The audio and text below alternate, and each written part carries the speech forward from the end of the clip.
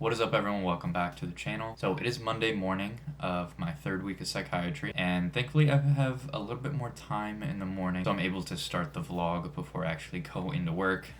So this week I am on EPS, or emergency psychiatric service. So my first 2 weeks were inpatient, where I was on the wards in a inpatient psychiatric facility taking care of patients. And now I sort of get the flip side of it, or I get to see what happens before the patients actually come to the hospital. So I'm going to be part of the team who is going to be evaluating patients in an emergency setting, whether they're brought in by themselves or by someone else, an ambulance, police, whatever, and determining if they need any inpatient psychiatric help. Like I said, I get a little bit more time in the mornings. For inpatient, I had to be there at 8, and the hospital I was going to was like a half hour, 45 minutes away. But now I don't have to be there till 9, and the hospital is much closer, so looking forward to that. And yeah, I don't know, I'm excited for the week. I'm a little bit nervous because these patients are going to be sort of even more acute than the patients I was seeing these past 2 weeks. There's a good chance that a lot of them, haven't received any medication yet. They come in very agitated. It's gonna be interesting.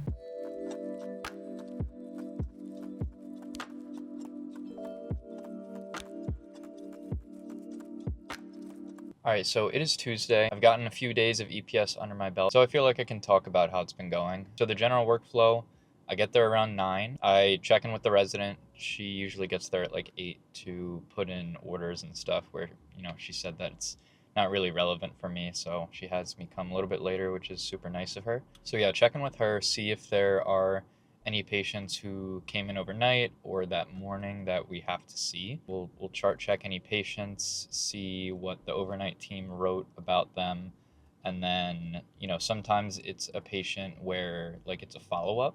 Unfortunately, just the nature of the emergency room, people can stay there for a good amount of time, whether we're still trying to figure out, the risk assessment, or we, do determine that they should go inpatient, but we have to wait for a bed. So sometimes it is just a follow-up, so those are a lot, shorter. But then sometimes, if a patient came in at like 5 a.m. and no one has done like a real assessment of them, then we'll go see that patient as like a new patient. And that'll be like a much more extensive interview. In terms of like the patients and workload, it is a lot higher acuity because these patients are usually sort of in a crisis. That's another sort of term for EPS, at least that I've heard at one of the other hospitals that I work at, is like, oh, this patient is in crisis, like as in like an area of the ED. But so, sometimes patients bring themselves in, or sometimes they're brought in by like police or an ambulance. So they are a lot higher acuity, but it seems to be a little bit of a easier or like lighter workload than inpatient was. On inpatient, we would carry between like 8 or 10 patients a day. So that was kind of a lot for one resident to see. But the way that it's been going these past few days, there's usually like 2 to 4 patients in the EPS at one time. So yeah, definitely a lighter load, but I think it might just be because of the hospital that I'm at. The resident was saying at another hospital that they rotate at through their residency, she would have like 7 new patients every single day. So that is quite a bit. So I'm kind of glad to be at this hospital. The thing that we are mostly worried about, or the thing that you really do in EPS, is risk assessment. So you are trying to assess if a patient is a risk to themselves or others, is like the big thing. And that's kind of what you use to make the determination if they need inpatient psychiatric help. So if a patient comes in with suicidal ideation and they have a plan, or they made an attempt, then they're a very high risk of harm to themselves, and that would warrant inpatient hospitalization. Similarly, if a patient was making a lot of homicidal statements, saying that they want to kill someone, and then they were brought in by police or whatever, then that's another very high risk patient, also would warrant inpatient hospitalization. We're not really worried about starting any medications for these patients. There are certain things that we use for acute agitation or anxiety, but in terms of longer term medications for treatment of any of these illnesses, that's not really our job. That's for either like the inpatient team if they go to the hospital, or outpatient team if we deem that they're, safe to go home, but they still need some sort of follow up. So yeah, it's been good so far. I mean, I generally like the ED, all of my normal like EM shifts I've liked, and I kind of enjoy having that role of trying to see, is this patient so bad that they need to be admitted? Are they in a really dangerous situation, or are they good to go and follow up with their PCP? So there obviously are a lot of parallels there because, we still work in the emergency department.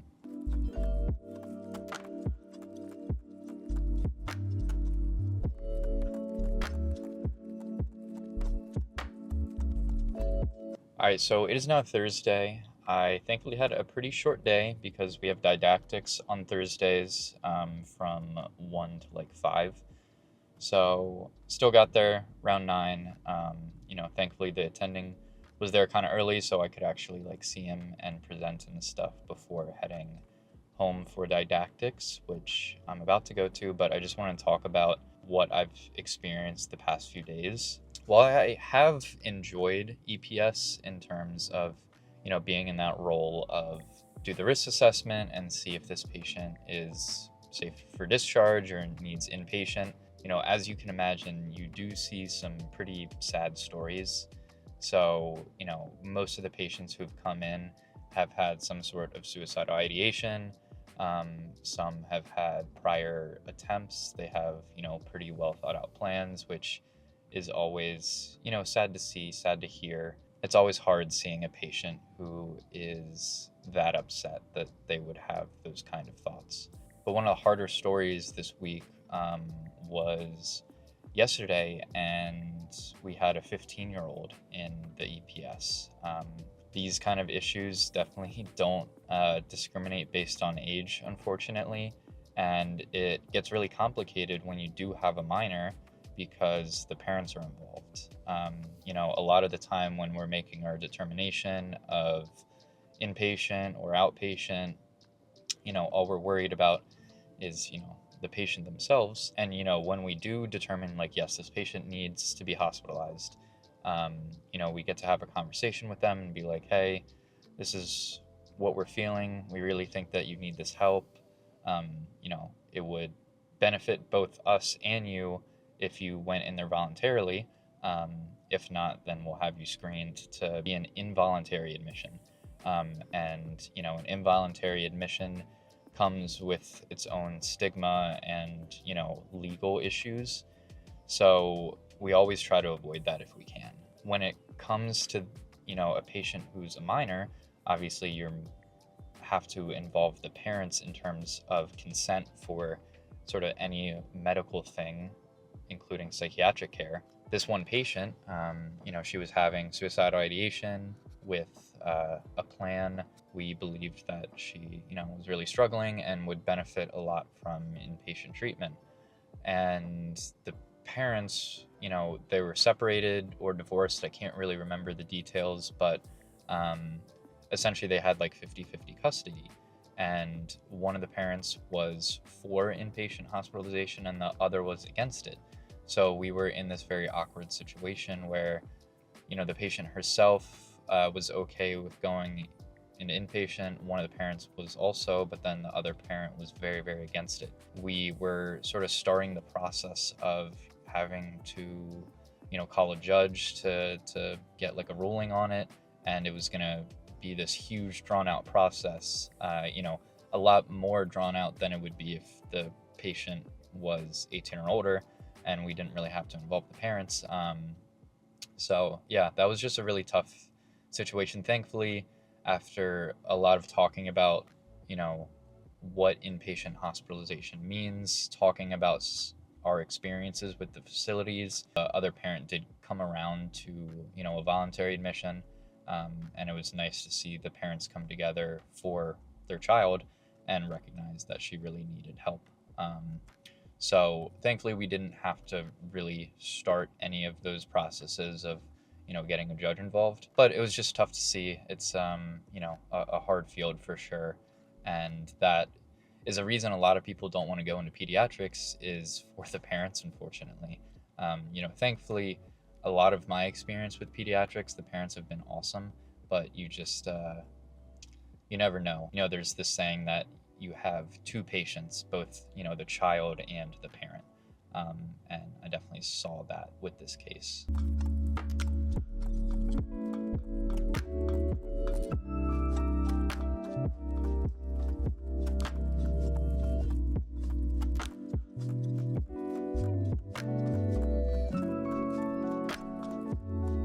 Alright, so it is Sunday afternoon. Didn't really do anything too crazy. One thing exciting, I got a new pair of running shoes, which was much needed. The ones that I used for like my long, easy runs were pretty dead. They were starting to hurt my feet, so I actually live very close to some outlets, and thankfully they have an Asics outlet. So went and got some discounted shoes. Never had Asics before, but excited to try those out. But in terms of the rest of the work week, Friday was about the same as the rest of the days. Just got there around 9, saw a patient or two, wrote a note, and then presented to the attending. In terms of final thoughts of EPS, there's positives and negatives, when I compare it to inpatient, which is my only other psychiatry experience.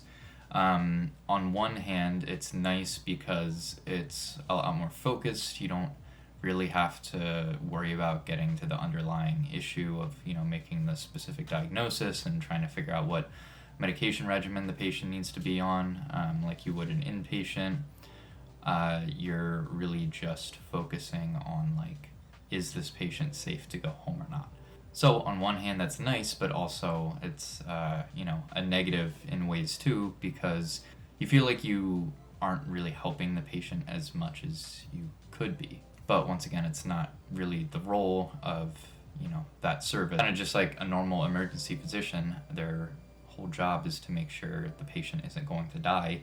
If there is still something serious going on that needs to be worked up, then that's sort of the job of the admitting team, like internal medicine, surgery, whoever. I don't know, it's just like the stark contrast of going right from inpatient to EPS and seeing the differences. But the other big thing is it's sort of can be a heavy job. You are making these like really tough decisions, whether to send a patient home, send a patient to a hospital involuntarily. It can put a lot of stress on you if you let it. And you always have that worry if you made the right decision or not. There was a patient where at the beginning of the week, we felt like he was pretty stable.